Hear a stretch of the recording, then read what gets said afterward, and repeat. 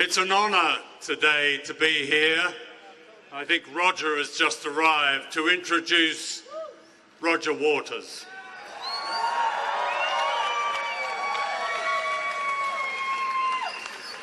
As well as making brilliant music, Roger has been speaking out for the rights of men and women for many years, and I thank him warmly for initiating this extraordinary event to celebrate and defend Julian Assange. Roger regards Julian as a hero, and so do I.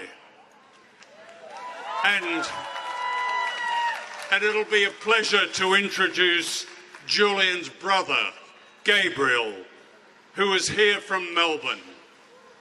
Gabriel went with me recently to visit Julian in Belmarsh prison and was deeply moved by the treatment of his brother. Behind us here, of course, is the Home Office, the polite name for Britain's Interior Ministry.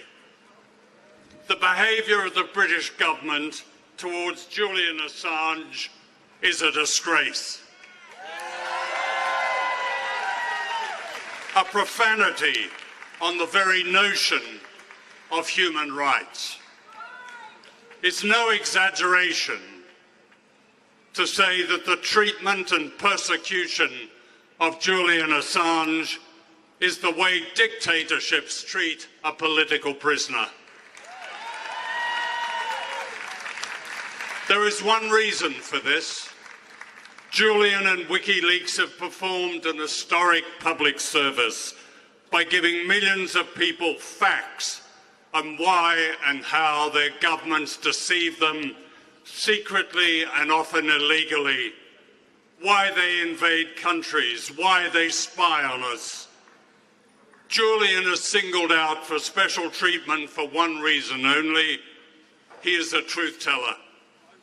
His case is meant to send a warning to every journalist and every publisher, the kind of warning that has no place in a democracy. I spoke to Julian at the weekend. He'd been just allowed to have his first proper exercise. He was allowed to pace up and down in a small bitumen yard. However, at Belmarsh prison, they have a sense of humour. On the walls facing the so-called exercise yard are happy, clappy words about the blades of grass beneath your feet. But there's no grass. Julian is locked up for more than 21 hours, sometimes longer. It's 4 months since he was dragged out of the Ecuadorian embassy, literally, in brutal contravention of international law. It's 4 months, and he is still denied the documents and the basic tools to prepare his case against an outrageous demand for his extradition to the United States, where he faces incarceration and almost certainly torture. And yet, he is not allowed today to call his American lawyers. He is not allowed access to vital documents. He is not allowed access to a computer. He is confined in a single cell in the hospital wing, where he is isolated most of the time from other people. All this because he infringed a bail order, the merest of offences, and he sought political asylum from the threat to his life that awaited him in Trump's America.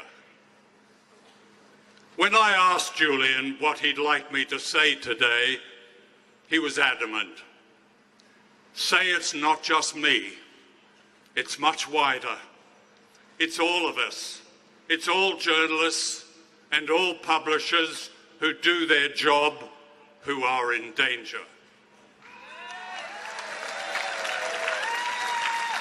In other words, the danger Julian Assange faces can easily spread to the present and past editors of The Guardian, The New York Times, Der Spiegel, El País in Spain, the Sydney Morning Herald, and many other newspapers and media outlets around the world that published the WikiLeaks revelations about the lies and crimes of our governments. Never before in my career as a journalist have I known such an attack on our most basic freedom to publish and to know. The message is loud and clear. Be careful, or you too will end up in an American hellhole. Journalism is not a crime in the United States, not yet. But if Julian is extradited and convicted, it will become a crime. Journalism that does its job and tells people what governments do behind their backs in their name. Julian is not an American. He is an Australian citizen. WikiLeaks, which he founded, is not a US-based publication. But the meaning of his extradition could not be clearer.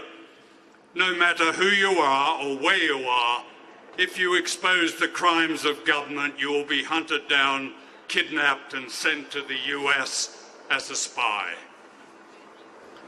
17 out of the 18 charges that Julian faces in America relate to the routine work of an investigative journalist, which is protected under the First Amendment of the US Constitution. The 18th charge about hacking doesn't even relate to him, and even the prosecution over there say that. The whole thing is a sham.